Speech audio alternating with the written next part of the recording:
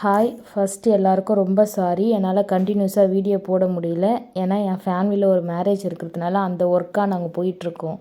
So என்னால் கண்டினியூஸாக video போட முடியல. ஆல்மோஸ்ட் இந்த பிப்ரவரி முழுக்குமே என்னால் கண்டினியூஸாக வீடியோ போட முடியாது. பட் நான் ட்ரை பண்ணுறேன். என்னால் முடிஞ்ச வரைக்கும் கண்டினியூஸாக வீடியோ போட. வாங்க ஸ்டோரிக்குள்ளே போகலாம்.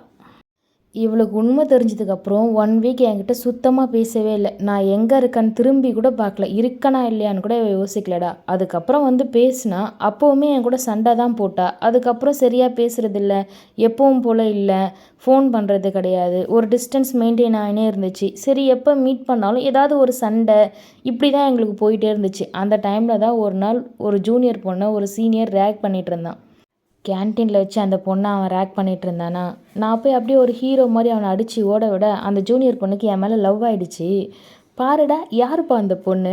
ஷாலி, ஒரு முஸ்லீம் பொண்ணு. அப்புறம் என்னப்பா ஆச்சு? அப்புறம் என்ன, அவள் என்னை இம்ப்ரெஸ் பண்ணுறன்ற பேரில் அவங்க வீட்டிலேருந்து டிஃபன் எடுத்துகிட்டு வர்றது, ஸ்நாக்ஸ் செய்கிறது, அப்புறம் அந்த முஸ்லீம்ஸ் நிறைய ஸ்வீட்ஸ்லாம் நல்லா செய்வாங்கள்ல, அது பிரியாணி அதெல்லாம் எடுத்துகிட்டு வந்து கொடுத்து என்னை இம்ப்ரெஸ் பண்ண ட்ரை பண்ணிகிட்டு இருந்தா. ஆனால் ஆதி மட்டும் அப்போவே சொன்னான், டேய் மச்சான், இந்த பொண்ணு உன் பின்னாடி சுத்தத்து சரியில்லை மச்சி, இது உன் லைஃபுக்கு பெரிய பிரச்சனையை உண்டாக்கும்னு எனக்கு தோணுது, தயவு செஞ்சு இந்த பொண்ணுக்கிட்ட பேசுகிறத நிறுத்து. டேய் அதெல்லாம் ஒன்றும் இல்லைடா, அன்றைக்கி நம்ம ஹீரோசியம் காட்டணும்ல, அதனால அந்த பொண்ணு கொஞ்சம் இம்ப்ரெஸ் ஆகிடுச்சுரு. அது ஒரு விளையாட்டுத்தனமான பொண்ணுடா. நீங்கள் பாட்டுன்னு எதையும் கிளப்பி விட்றாதீங்க. முக்கியமாக இது நிலா காதுக்கு போயிட போது, அவ்வளோதான், என் கதை முடிஞ்சிடும். தெரியுதுல்ல, இது உன் லைஃப் மச்சி. விளையாட்டுத்தனமாக இருந்தாலும் பொண்ணுங்க யோசிக்கிறது ஒரே மாதிரி தான் இருக்கும். தயவு செஞ்சு புரிஞ்சுக்கோ, அந்த பொண்ணுக்கிட்ட பேசாத. அது இல்லைடா, அந்த பொண்ணை அப்படியே பொறுமையாக அவாய்ட் பண்ணி அப்படியே காலேஜ் விட்டு போயிடலான்னு நினைக்கிறேன்டா. கொஞ்ச நாள் நம்மளுக்கும் காலேஜ் முடிய போகுது.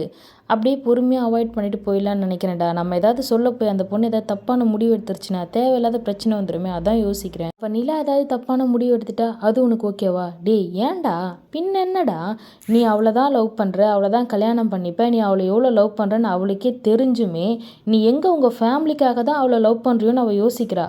அவளால் அதுவே ஏற்றுக்க முடியல மச்சி. இதெல்லாம் தெரிய வந்ததுன்னா அவள் என்ன யோசிப்பா? நிலா ரொம்ப சென்சிட்டிவ் மச்சி. அவள் எந்த எக்ஸ்ட்ரீம் போகிறதுக்கும் வாய்ப்பு இருக்குது. அவளுக்கு ஏதாவது ஆயிடுச்சுன்னா அவள் மொத்தமாக உன்னை விட்டு போயிட்டா உன்னால் அக்செப்ட் பண்ண முடியுமா? ஐயோ யோசிக்க கூட முடியல மச்சி. தயவு செஞ்சு சொல்லாத, தலையே சுற்றுது எனக்கு. தெரியுதில்ல, அவள் தான் உன் லைஃப்னு உனக்கு புரியுதில்ல. முதல்ல நிலான்னு ஒரு பொண்ணு உன் லைஃப்பில் இருக்கான்னு இந்த பொண்ணுக்கு புரிய வை மச்சி. அந்த பொண்ணு என்ன சொல்ல வருதுன்றது உனக்கு தெரியாத மாதிரி இந்த சாப்டரை க்ளோஸ் பண்ணு, அதான் உனக்கு நல்லது. நிலா காதுக்கு இந்த விஷயம் போகிறதுக்கு முன்னாடி இந்த மேட்டரை இப்போவே முடிச்சிரு. சரி மச்சி, நான் பார்த்துக்கிறேன். ஷாலிக்கு நான் புரிய வச்சுக்கிறேன். சரிடா, கேர்ஃபுல்லாக ஹேண்டில் பண்ணு. அடுத்து என்ன நடக்குது நெக்ஸ்ட் வீடியோவில் பார்க்கலாம் வாங்க.